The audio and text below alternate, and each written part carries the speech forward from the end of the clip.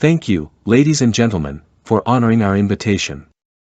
We have produced series of videos on secret of public speaking. Are they points discussed in those videos practical? We have gathered here today to see how some of my colleagues will speak on some interesting topics as they practice the points we made in those videos.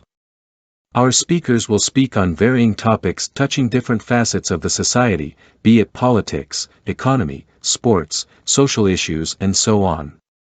Ladies and gentlemen, welcome our first speaker, Cravings. She will be speaking on the theme, Prisoners' Reformation in the 21st Century, The Way Forward. A correctional expert, Robert Ganji once said, quote, "Building more prisons to address crime is like building more graveyards to address a fatal disease," unquote. We are living in a world where being politically correct is more important than the reality confronting us. That is why penitentiary or correctional facility is preferred to the word prison. Inmate is said to be better than prisoner.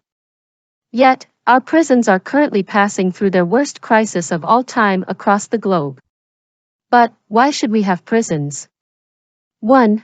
To punish the offenders. 2. To protect society. 3. To prevent future crimes.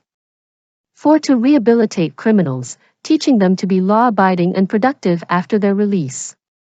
Let's take a closer look at these objectives and see how far they are being met. The truth is, whether released prisoners have been rehabilitated or simply hardened by their experience behind bars has a direct bearing on our peace of mind, if not on our very safety. The prison system does not always quell criminal behavior. While prisons may take criminals off the streets for a while, it seems that they do little, if anything, to deter crime in the long term. Inner-city boys and young men often view imprisonment as an initiation rite. Very often they end up becoming hardened offenders. Time magazine remarks, when prisoners have no constructive way to spend their time, they often fill the hours building a reservoir of resentment, not to mention a grab bag of criminal tricks that they will take back to the streets. The situation is not unique to the United States. A recent study shows that it is the same in all parts of the globe.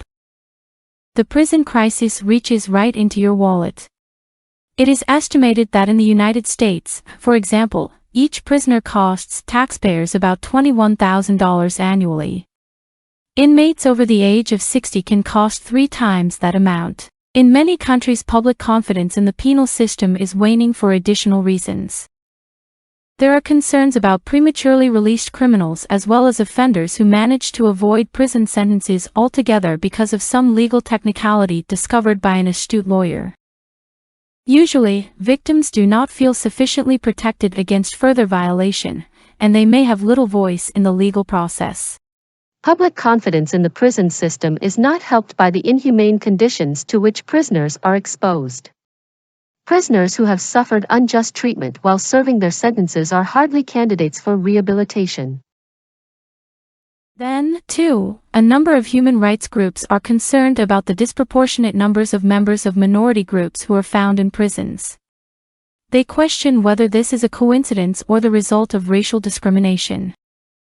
A 1998 Associated Press report drew attention to the plight of ex-prisoners of the Holmesburg prison, in Pennsylvania, USA, who sought compensation for having allegedly been used as human guinea pigs in chemical experiments while imprisoned.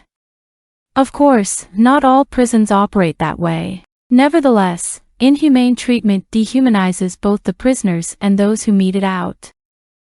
Naturally, most communities feel safer when dangerous criminals are behind bars. Other communities like prisons for different reasons.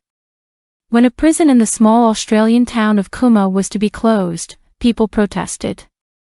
Why? Because the prison provided employment for the economically struggling community. In recent times, some governments have sold their prisons to private enterprise as a cost-saving measure. Unfortunately, more prisoners and longer sentences are good for business. Thus, justice can become mixed up with commercialism. All told, the fundamental question remains, do prisons rehabilitate criminals? While the answer is often negative. Thank you, ladies and gentlemen. Thank you, Miss Cravings, for that excellent speech. We hope those in authority will listen and make our prisons more effective. Our next video will dissect Miss Cravings' speech. We'll look at where she did well and where she would have done better. Enjoy your day.